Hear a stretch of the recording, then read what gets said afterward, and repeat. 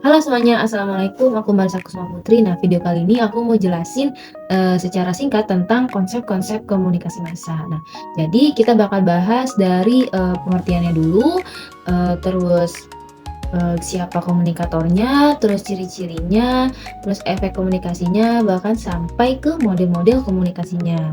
Nah, komunikasi massa itu proses penyampaian pesan lewat media massa ke banyak orang. Contohnya kayak TV, majalah, radio, atau internet. Jadi, satu sumber itu bisa ngomong ke ribuan orang, bahkan ke jutaan orang sekaligus. Dan biasanya itu dia lewat teknologi. Nah, tujuannya itu bisa macam-macam, mulai dari ngasih informasi, hiburan, bahkan sampai ngajak orang untuk ngelakuin sesuatu. Terus kalau di komunikasi massa, komunikatornya itu bukan individu, melainkan berupa tim atau lembaga. Misalnya ada wartawan, penyiar, editor, atau produser. Nah, mereka bekerja bareng untuk menyampaikan pesan ke publik. Nah, ciri-ciri komunikasi massa ada 3. Yang pertama itu tidak langsung. Nah, jadi kita nggak bisa langsung ketemu sama komunikatornya secara langsung. Yang kedua, sifatnya satu arah. Nah, karena si penonton cuma bisa menerima pesannya aja tanpa bisa langsung membalasnya. Yang ketiga, pesannya itu terbuka, jadi siapa saja bisa mengaksesnya. Yang keempat, itu audiensnya luas dan tersebar tanpa terbatas tempat dan juga waktu. Misalnya kita nonton siaran langsung pertandingan sepak bola Indonesia lawan Arab. Nah, jadi seluruh Indonesia bahkan seluruh dunia bisa menontonnya secara langsung dan waktu yang bersamaan. Nah, terus setiap pesan dari media itu pasti punya pengaruhnya, entah disadari atau enggak.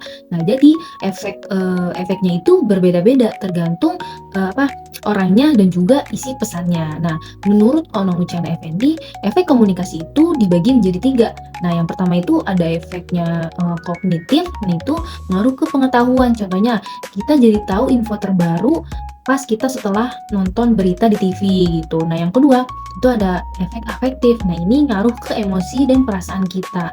Misalnya kita habis nonton film tentang ibu. Nah, di situ kita nontonnya terharu, sedih gitu. Nah, yang ketiga efek konatif atau tindakan ya, ini perilaku gitu. Nah, ini ngaruh ke tindakan. Contohnya misal kita habis lihat iklan donasi. Nah, terus kita ikut menyumbang gitu atau ikut donasi. Nah, sekarang kita bahas ke model-model komunikasi massa. Nah, model komunikasi massa itu nunjukin gimana caranya pesan dari media nyampe ke masyarakat. Nah, yang pertama itu ada one step flow. Nah, ini pesan dari media langsung nyampe ke penonton tanpa perantara. Contohnya kayak berita di TV. Yang kedua itu ada two step flow. Nah, pesan dari media lewat dulu ke orang yang berpengaruh atau opinion leader kayak influencer atau tokoh masyarakat, baru disebarkan ke masyarakat. Contohnya misal ada influencer yang menyebarin berita dari media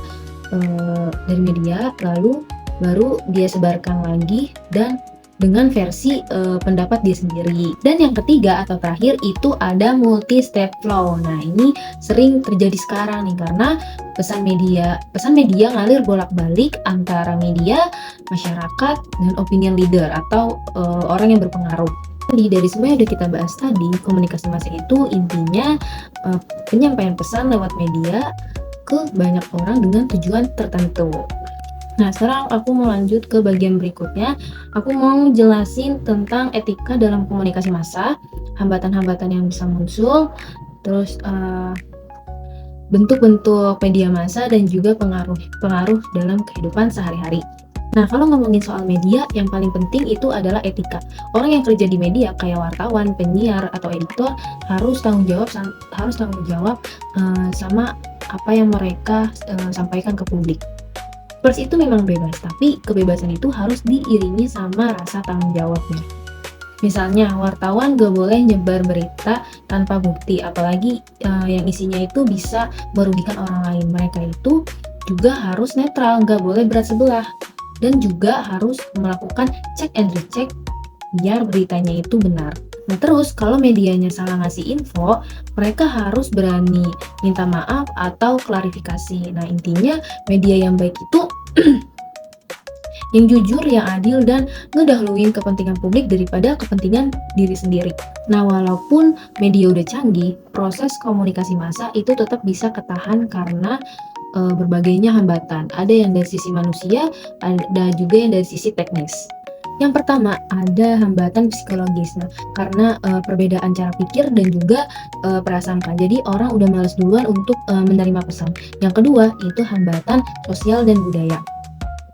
Ini kayak perbedaan bahasa dan juga kebiasaannya. Yang ketiga, itu ada hambatan semantik. Nah, yaitu kesalahpahaman makna kata. Yang keempat, ada hambatan pendidikan. Gak semua orang itu ngerti bahasa media.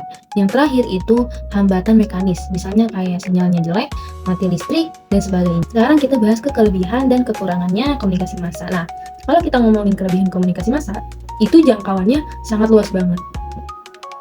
Satu pesan bisa nyampe ke jutaan orang dalam waktu yang sangat singkat. Tapi kekurangannya itu komunikasi ini biasanya satu arah, jadi penonton nggak bisa langsung merespon atau berdiskusi. Selain itu, efeknya pun berbeda-beda tiap orang, tergantung cara mereka nangkep pesannya itu. Sekarang tuh penonton gak cuma jadi penerima pesan aja, tapi juga bisa ngasih pengaruh balik ke media.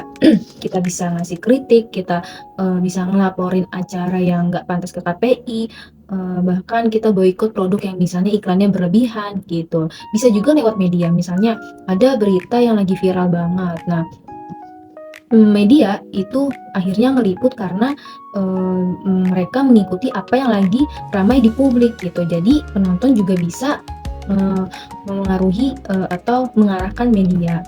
Nah, terus media massa itu banyak banget jenisnya. Yang pertama itu ada surat kabar. Nah, ini kayak Kompas atau Jawa Pos gitu.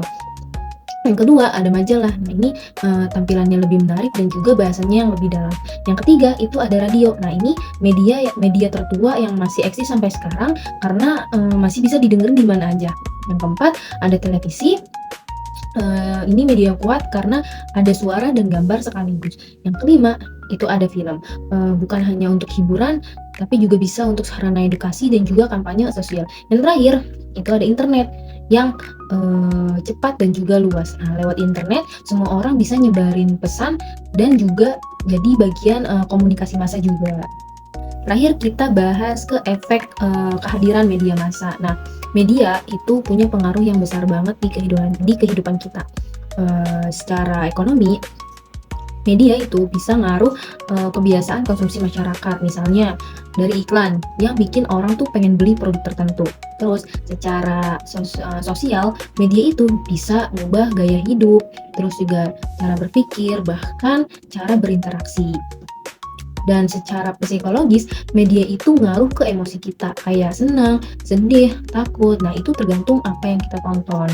Nah, jadi dari semua yang udah aku jelasin, mulai dari konsep dasarnya sampai ke pengaruh media, bisa disimpulkan kalau komunikasi itu bisa berdampak banget di kehidupan kita. Lewat media, informasi itu lebih menyebar cepat ke banyak orang dan dampaknya itu bisa berbeda-beda. Intinya komunikasi massa itu bukan cuma soal media ngomong terus kita dengar, tapi kita juga harus bijak meresponnya juga. Oke, segitu dulu penjelasan aku tentang komunikasi massa. Kurang lebihnya mohon maaf.